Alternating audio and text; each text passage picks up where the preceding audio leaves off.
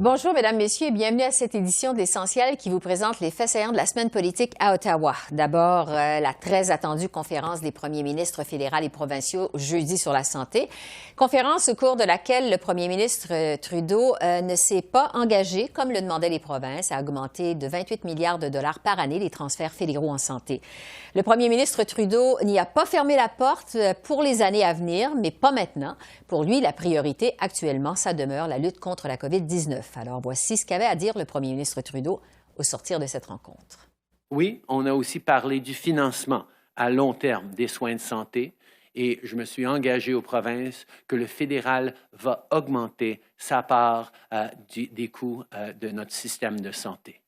C'est une discussion que j'ai bien hâte à avoir avec eux pendant les mois à venir. Le premier ministre Legault a proposé que nos responsables dans les ministres des Finances travaillent pour se mettre d'accord sur l'encadrement de les prochaines étapes. Mais j'ai bien hâte de continuer de travailler avec les provinces pour livrer un meilleur système de santé pour tous les Canadiens pour les années à venir. Tout autre son de cloche du côté du premier ministre du Québec, François Legault, qui est président du Conseil de la Fédération cette année. M. Legault s'est dit très choqué de la position du premier ministre Trudeau. François Legault déplore qu'aucune entente sur les transferts fédéraux en santé n'a été conclue pendant cette réunion. Selon lui, Justin Trudeau n'aurait pas accepté non plus une autre rencontre de négociation dans les prochains mois. Voici cette fois le premier ministre Legault.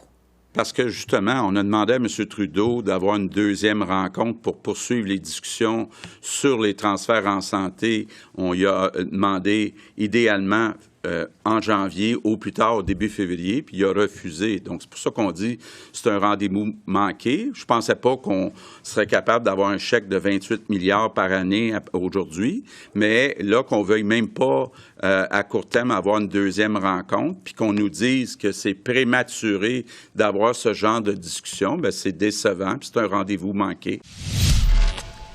Deux visions opposées qu'on vient d'entendre pour analyser maintenant cette rencontre fédérale provinciale. Je retrouve Joël Denis, Althia et Conrad. Bonjour à vous trois. Bonjour, Esther. Joël Denis, d'abord, deux discours en fait tellement opposés que certains ont dit que c'est comme si M. Trudeau et Legault n'avaient pas assisté à la même réunion. Qu'est-ce que vous en pensez de votre côté? Oui, effectivement, c'est un peu l'impression que ça laisse. Il faut dire que la réunion s'est déroulée de façon virtuelle. Peut-être que quelqu'un est allé chercher du popcorn pendant que l'autre parlait, ça se pourrait. Mais à tout le moins, la conclusion que l'on peut tirer, c'est que M. Trudeau ne s'est pas fait des amis durant la conférence des premiers ministres. Et ça laisse présager que les premiers ministres des provinces, s'ils n'obtiennent pas gain de cause lors du prochain budget, par exemple, pourraient s'impliquer plus que jamais durant la prochaine campagne électorale qui, selon François Legault, pourrait survenir l'année prochaine. Donc, M. Legault se prépare en fonction d'une campagne électorale où il veut faire, justement, les transferts en santé un enjeu majeur et il va, au préalable, chercher à obtenir l'appui des partis d'opposition. Donc, on voit déjà que non seulement les partis fédéraux se préparent en fonction de la prochaine campagne électorale, mais aussi les premiers ministres des provinces. Oui. Althia, justement, parlant des premiers ministres des provinces, il y a au moins deux premiers ministres, Scott Moe de la Saskatchewan et Stephen McNeil de la Nouvelle-Écosse, qui ont semblé quand même plus nuancé que le premier ministre Legault au sortir de cette rencontre, en fait, plus satisfait de cette réunion des premiers ministres. Est-ce qu'on peut penser que M. Legault a présenté une position de négociation? Est-ce qu'on assiste à une stratégie de négociation des provinces? Je crois que oui. En fait, M. Legault nous a dit très franchement qu'il allait venir demander aux partis d'opposition à Ottawa c'était quoi leur plan pour des transferts en santé. Mais on dirait que M. Legault, il avait son agenda, puis il voulait vraiment avoir peut-être pas un chiffre du gouvernement fédéral, mais une décision claire. Et puis que les autres premiers ministres, peut-être qu'ils étaient moins optimistes. Puis ils sont sortis de la réunion encouragés. Moi, j'étais très surprise que Scott Moe de la Saskatchewan, parti plutôt à la droite, se dit très encouragé. Il a dit qu'il croyait que le premier ministre était sincère et que les deux premiers ministres, McNeil et puis Moe, ont répété sans cesse durant leur conférence de presse que M. Trudeau avait dit qu'il reconnaissait que le gouvernement fédéral devrait en faire plus. Mm-hmm. C'est comme si M. Trudeau il avait dit ça une fois, puis il avait tout noté, puis ils allaient répéter, bon, on a une promesse. Bien, Conrad, justement, parce que M. Trudeau a dit qu'il était quand même ouvert à augmenter les transferts en santé. C'est juste qu'il n'est pas ouvert maintenant. Il ne veut pas le faire tout de suite. En fait, Joël Denis en parlait il y a un instant. Est-ce que ça pourrait se retrouver dans le budget du printemps? Sinon, quel serait l'impact sur ce qui pourrait être en fait une année électorale là, à venir? Oui, j'ai l'impression que ça serait pas dans le budget qui s'en vient. On était au début d'une négociation qui va durer plusieurs mois, mais il y a une chose que M. Trudeau a dit hier qui est très importante, ce qu'il a dit, qu'il reconnaissait qu'il faut que le fédéral augmente sa part des dépenses en santé. Et c'est pas uniquement donc le 3% chaque année, c'est pas suffisant, c'est ce qu'il reconnaît, parce qu'on a 22% maintenant.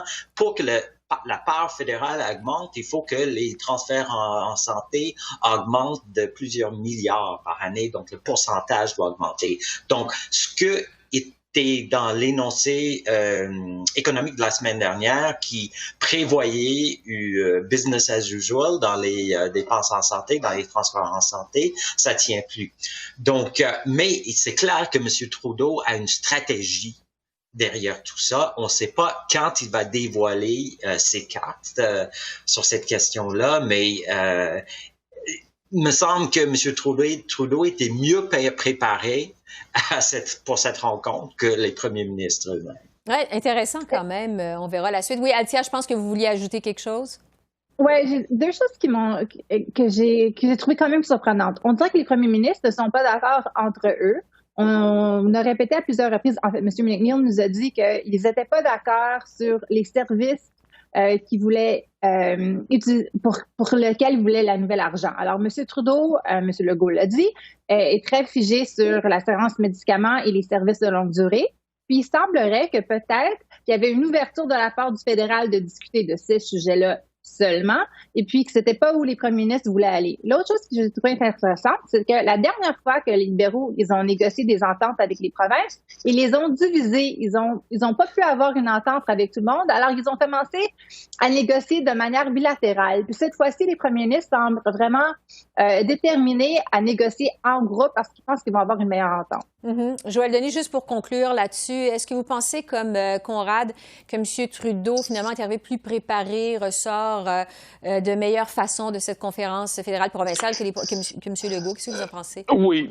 Dans l'optique du gouvernement fédéral, on s'est préparé en télégraphiant qu'il n'était pas question qu'on signe un chèque dès cette semaine, que ça irait à plus tard. Donc, on l'avait télégraphié depuis quelques jours. Des ministres l'avaient indiqué, Dominique Leblanc, le ministre des Affaires intergouvernementales, la ministre de la Santé également, et on a fait un étalage de tout ce qui avait été fait pour les provinces depuis le début de la pandémie. Donc, on a vraiment plaidé sa cause de façon systématique, et c'est ce qui est arrivé aussi durant la conférence des premiers ministres, sauf que M. Trudeau contrôle un certain nombre de choses. Il ne contrôlera pas ce que vont faire les partis d'opposition avec cette impasse. Donc, c'est là où le danger existe pour M. Trudeau. Si les partis de l'opposition se mettent à promettre davantage d'argent, eh bien là, M. Trudeau pourrait être sur un terrain glissant. Bon. C'est donc cette semaine que se terminent en principe les travaux aux communes. C'est une session qui a été marquée par la deuxième vague, évidemment, de la pandémie, un nouveau chef conservateur. Je vous demanderai maintenant, pour conclure, à chacun d'entre vous, quel bilan vous faites de cette session? Conrad, je commence par vous. Qu'est-ce qui vous a marqué pendant cette session parlementaire à Ottawa? Il y a quelque chose, il y a plusieurs choses en fait. Il y a le quasi-effacement du nouveau Parti démocratique, même si c'est le NPD qui permet au gouvernement de rester en place. Le NPD étant à l'extérieur d'Ottawa, pour le commun des mortels, le NPD est quasiment absent du débat politique actuellement. Et l'autre chose qui est important, c'est la présence du Bloc à Ottawa. On voit en quoi les quelques 32 députés du Bloc, ça fait un gros changement par rapport à ce qui existait avant les élections de 2019. On voit que le Bloc réussit à imposer son agenda sur les travaux parlementaires. Mais je pense que ce qui est vraiment le plus frappant de ces dernières semaines, c'est l'énoncé économique de la semaine dernière, on voit jusqu'à quel point on est un moment charnier dans l'histoire politique du Canada, dans l'histoire économique du Canada, on va se souvenir très longtemps de cet automne et d'un déficit de 400 milliards de dollars. Althia, qu'est-ce qui vous a le plus marqué de cette session à vous? Je dirais que je suis complètement d'accord avec tout ce que Conrad vient de dire. D'autres choses qui m'ont frappé, c'est que vers la fin de la session, le gouvernement de Justin Trudeau essaie vraiment de se donner un bilan. C'est comme on n'avait pas de projet de loi depuis de mars au mois d'août. Et puis là, on a vraiment le gouvernement fédéral qui essaie, le Parti libéral qui essaie de mettre la chair autour de leurs promesses de 2019. Ça fait juste un an qu'on a eu une élection. On a vu vendredi comme exemple que le gouvernement essaie de mettre des politiques autour de sa promesse d'être zéro carbone neutre en 2050. On voit aussi que le gouvernement se prépare pour une élection. On a eu un projet de loi cette semaine pour une élection durant une pandémie. L'autre chose, c'est que sur l'énoncé économique, on voit que les libéraux essaient de vraiment figer les conservateurs, de les coincer en des positions extrêmes. Ils ont essayé avec le projet de loi de l'aide médicale à mourir, le projet de loi sur les droits pour les LGBTQ, puis la thérapie de conversion. On voit aussi ils veulent peindre le Parti conservateur comme un parti d'austérité, mais on dirait que M. O'Toole ne veut pas prendre le piège. Mais quand même, il est quand même coincé avec un caucus avec beaucoup de gens conservateurs sociaux. C'est un enjeu important qu'on va certainement surveiller en 2021. Joël Denis, le mot de la fin, votre bilan de cette session parlementaire à Ottawa en quelques secondes. Moi, je vous dirais 3 chiffres. D'abord et avant tout, le déficit, 381 milliards de dollars. Ça, c'est le déficit actuel. C'est important, c'est imposant, c'est historique. Un autre chiffre, 249 000. Ce sont le nombre de doses qu'on attend pour le vaccin Pfizer avant Noël. Je pense que ça va avoir des retombées également après Noël. Et 101, c'est la loi 101. On a beaucoup débattu de l'importance de la langue française. Et donc, on va en parler aussi après Noël, des chiffres qui ont marqué la session parlementaire de cet automne, mais qui auront aussi des échos l'année prochaine. Un bilan en 3 chiffres. Ça met la table, évidemment, à la prochaine session qui débute à la fin du mois de janvier. C'est donc la dernière fois qu'on se parle avant le temps des fêtes. J'en profite pour vous remercier de votre fidélité, de votre loyauté. C'est toujours éclairant de vous entendre, toujours agréable de vous parler. Alors, Joël Denis, Althia Conrad, je vous souhaite de très joyeuses fêtes et au plaisir de vous retrouver au mois de janvier. Merci beaucoup. Merci. Au revoir. Ciao. La vaccination contre la COVID va débuter la semaine prochaine au Canada. Le vaccin de Pfizer a reçu le feu vert des autorités de la santé mercredi. Cette campagne de vaccination représente évidemment un défi logistique de taille et j'en ai discuté avec le docteur Yves Bolduc, qui était ministre de la Santé au Québec en 2009 au moment de la vaccination massive contre le H1N1. Bonjour, Dr. Bolduc. Oui, bonjour. Il semble que cette fois-ci, le Québec ne se prépare pas à une vaccination massive, mais plutôt à une campagne ciblée de vaccination, parce qu'on va y aller en fonction de certains groupes. Est-ce que ça rend le défi, vous pensez, moins compliqué ou plus compliqué? Je pense que c'est un défi qui est différent. Les deux sont très compliqués. Dans l'un, je pense qu'il va y avoir une grande organisation qui va disséminer sur tout le territoire. Dans l'autre, on va probablement cibler certaines clientèles, donc on va y aller de façon plus progressive. Mais dans les deux cas, c'est des enjeux qui sont différents, mais que je pense qu'ils peuvent être aussi compliqués l'une que l'autre. Bon, pour parler de vos enjeux en 2009, ce que vous aviez fait lors du H1N1, il y a plus de 7 millions de Québécois qui devaient être vaccinés. C'était en fait la première campagne de vaccination massive au Québec. Quel avait été votre plus grand défi dans ça? Dans un premier temps, c'était de convaincre la population de se faire vacciner, parce qu'il y avait un mouvement anti-vaccin au début de la crise. Et dans un deuxième temps, c'était d'avoir une organisation qui était efficace, c'est-à-dire d'avoir des gens disponibles sur le terrain tout le matin pour être capable de faire face aux files d'attente qui, à l'époque, si vous vous en souvenez, il y avait plusieurs personnes qui voulaient se faire vacciner en même temps.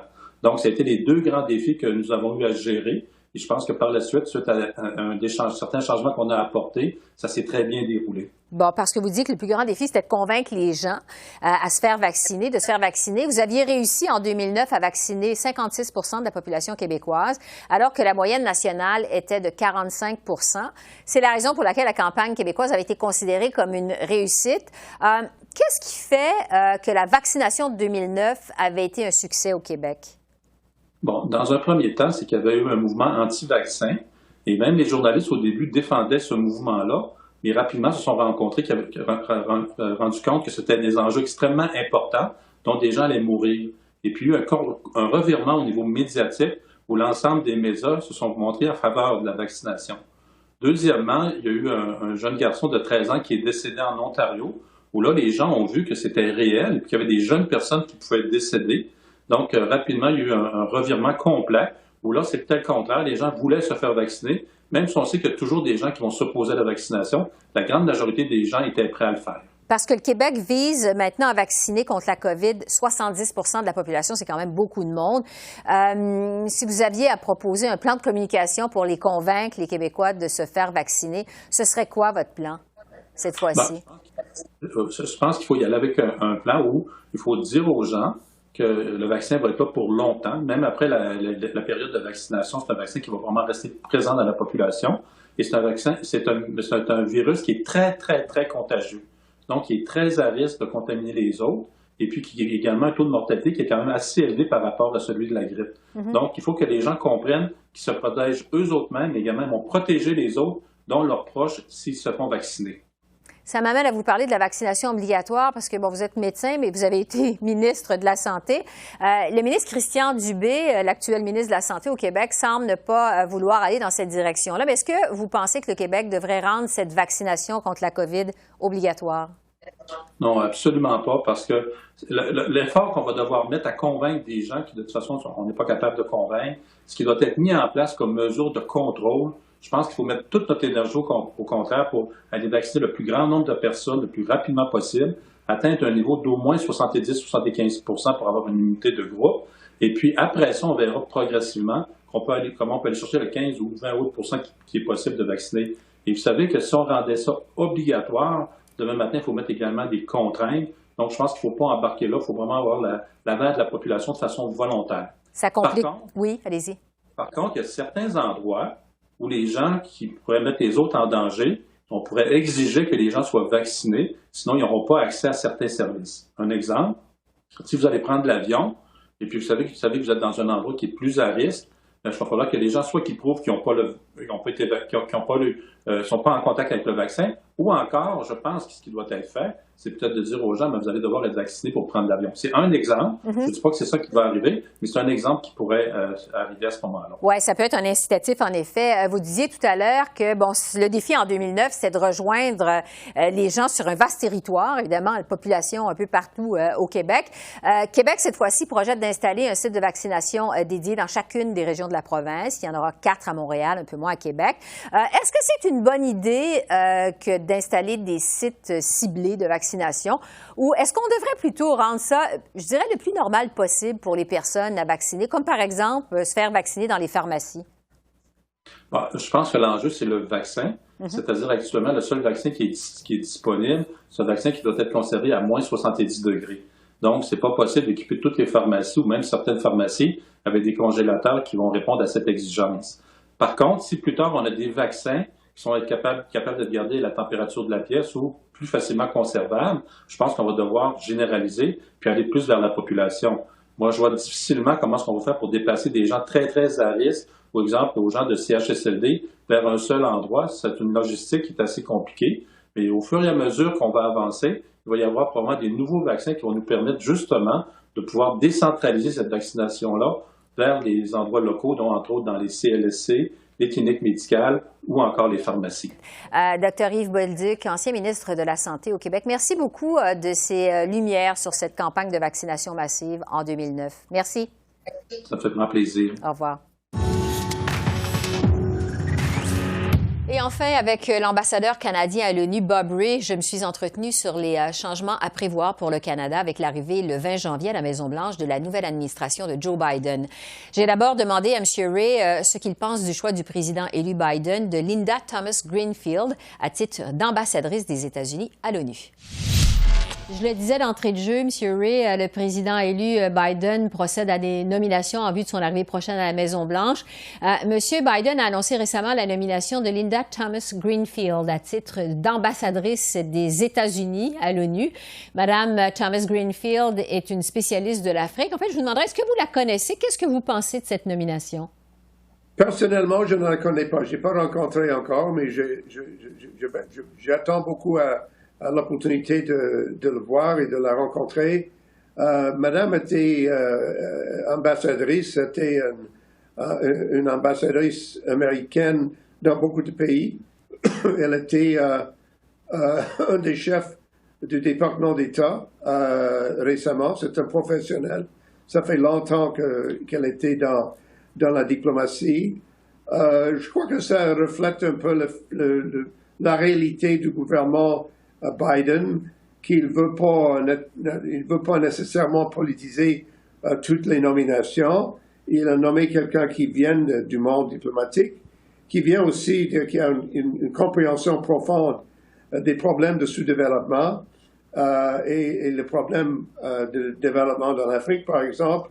Et avec le COVID-19, je peux vous assurer que ça sera une question absolument primordiale pour l'ONU et pour le monde, pour le globe, tout ensemble, parce que nous devons reconnaître la nature du problème que nous avons. Le COVID-19, c'est pas seulement un problème de santé, mais c'est aussi un problème économique, et non seulement un problème pour le Canada ou pour les États-Unis, mais c'est un problème, un défi global. Oui, effectivement. De grande taille. Oui, c'est le moins qu'on puisse dire. C'est donc quand même un changement de garde qui se prépare à l'ONU. On va passer de l'ère Trump à l'administration Biden. On peut s'attendre à un changement de ton, un changement d'attitude, un changement dans l'approche diplomatique. Vous vous attendez à quoi, vous, de cette nouvelle administration Biden? Eh bien, on verra. Franchement, on ne sait jamais exactement ce qui va arriver. Les problèmes vont rester, les mêmes défis qu'on a eus avec le conflit, avec le COVID, avec le changement climatique. Toutes ces problématiques seront toujours là. Ils ne vont pas disparaître à cause d'élections aux États-Unis ou n'importe où dans le monde. Mais comme vous l'avez dit, je crois que l'administration Biden va prendre une approche qui sera plus multilatérale, où je crois que le président-élect a déjà dit, il a déjà dit clairement qu'il veut travailler avec les autres pays. Il veut que les États-Unis retournent à son travail de leadership. Et franchement, je crois que c'est quelque chose qui sera bien apprécié par les partenaires américains. Parce que nous voulons voir dans le monde multilatéral, nous voulons voir le retour des États-Unis, parce que je crois que le président Trump a pris une position plus, disons, nationaliste, et je crois qu'on verra plutôt une approche plus multilatérale de la part du président Biden. Oui. Je veux revenir sur la crise sanitaire. Vous en parliez il y a un instant de la COVID. Le premier ministre Trudeau a pris la parole virtuellement encore la semaine dernière à l'occasion de l'Assemblée générale de l'ONU. C'est d'ailleurs vous qui l'avez introduit. Pour le premier ministre Trudeau, l'arrivée du vaccin contre la COVID, qui a été approuvé de façon officielle aujourd'hui au Canada, ne met pas fin au combat mondial contre la COVID. Selon le premier ministre, il faut s'attaquer aux inégalités entre pays riches et pauvres, inégalités qui ont été aggravées par la pandémie. Quel était l'essence du message du premier ministre Trudeau devant l'ONU? Je crois que c'est un message important parce que le Canada a établi un partenariat avec le Jamaïque et avec les Nations unies, avec le secrétariat, avec le secrétaire général. Et on a fait un partenariat pour vraiment essayer de créer un pont entre les pays les plus riches et les pays les plus pauvres, pour avoir une bonne discussion, de voir comment est-ce qu'on peut aider les uns les autres. Pour nous, les pays riches, nous avons besoin d'un marché global. On a besoin des pays qui peuvent acheter les choses, qui peuvent avancer dans la voie du développement. Et c'est important pour nous, c'est dans notre intérêt commercial d'avoir une telle situation. Avoir des pays qui sont très pauvres, qui n'ont pas la capacité d'acheter n'importe quoi, c'est pas bon pour nous. Et en même temps, je crois que les pays en voie de développement ont besoin de la présence et du partenariat des pays plus riches, plus industrialisés, plus développés. Et c'est exactement ça, je pense, j'espère, qui va avoir lieu, et je crois que ça va aider la situation. Et c'est ça que le gouvernement de M. Trudeau, ils veulent faire face à cette situation. C'est un défi qu'ils reconnaissent, ils ont reconnu, et c'est le Canada qui, effectivement, est un des chefs dans ce domaine. C'est un bilan important pour le Canada. Et quels seront, selon vous, les autres principaux dossiers du Canada à l'ONU dans un avenir approché? Je dirais, à part du COVID-19 qui sera très important, le changement climatique, c'est un grand défi. Je sais bien qu'il y a, dans quelques jours, le Premier ministre va prononcer un discours important à ce sujet pour reconnaître le 5e anniversaire de l'accord de Paris sur le changement climatique. Et je crois que ce sera un événement important. Mais ce n'est pas seulement des discours, ce sont des décisions domestiques qu'on doit prendre, à la fois domestiques et aussi globales. Et alors, le changement climatique est toujours important. Et la question de la sécurité, la paix, la sécurité, ce sont des raisons pour lesquelles on a créé les Nations Unies, on a créé une organisation pour faire face aux problèmes de conflit. Et naturellement, on a toujours des conflits. On a toujours des conflits importants et il faut que l'ONU devienne plus efficace en adressant ces problèmes. Alors, ça nous donne, je crois, une opportunité de faire un travail important à l'ONU. Donc, c'est ce qui devrait vous occuper au cours des prochains mois et des prochaines années. Monsieur Ray, vous êtes arrivé en poste à l'ONU depuis, sauf erreur, le mois de juillet dernier, encore c'est récent. Vous êtes arrivé à New York, donc en pleine pandémie. New York, on le sait, a été frappé de plein fouet par la COVID-19. Comment s'est effectuée votre arrivée en poste à New York? Un peu différent. Alors, le New York, j'ai vu, même avec les gens qui travaillent avec moi dans le bureau canadien, j'ai vu clairement l'impact du COVID. Le New York a perdu à peu près 30 000 personnes. La ville de New York. Alors, ça a été un événement très, très, très difficile pour la population new-yorkaise. Le New York était le centre de l'attaque de COVID qui a eu lieu au mois d'avril. Et ça a eu un impact traumatique sur la ville. On le voit, il n'y a pas de théâtre, il n'y a pas de musique, il n'y a pas de grandes choses maintenant à New York, mais c'est toujours une grande ville d'une grande diversité qui commence à retourner au normal, disons, mais ça va prendre du temps. Ouais. Et pour moi, c'était une opportunité de faire mon travail, de concentrer mes efforts sur les dossiers difficiles et importants que j'ai dû apprendre beaucoup plus pour faire mon travail comme ambassadeur. Mais je crois que l'année prochaine, ça va être mieux. On commence à voir la possibilité d'un changement. Oui, donc il y a au moins ça de positif avec cette COVID, c'est que ça vous a donné davantage de temps pour vous concentrer à votre travail. On peut s'imaginer aussi que la ville de New York, qui est magique pendant le temps des fêtes, est dans une ambiance peut-être un peu plus tristounette, triste ces jours-ci. Est-ce que c'est le cas?